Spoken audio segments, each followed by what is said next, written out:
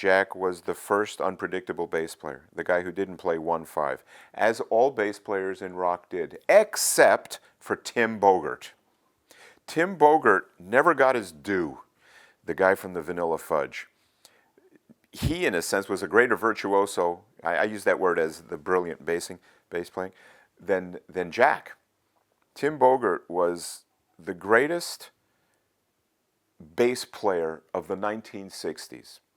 And in my opinion, nobody even came close, not even Jack. What Jack was to me the first great musical harmonic, bass tone, and individual voiced bass player ever. I know I'm using some funny clarifications here, but you asked.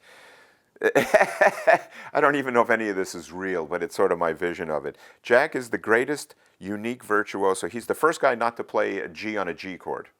And it worked.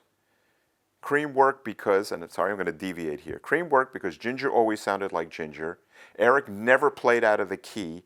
And Jack played in the key, out of the key, in the time, and out of the time.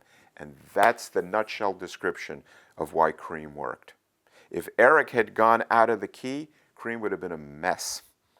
Trust me on this? They would have been a mess. But Eric always what is a spoonful? E, E, E, E, Jack. E, da, da, da, da, da, ba, ba. Listen to Sweet Wine. There's one part, what key is that in? I think it's in C. And there's one part where Eric is playing this, Jack's playing B, F sharp, B, F sharp, B, F sharp, B, F sharp. You know, I mean, that's why Cream worked, and that made Jack the greatest.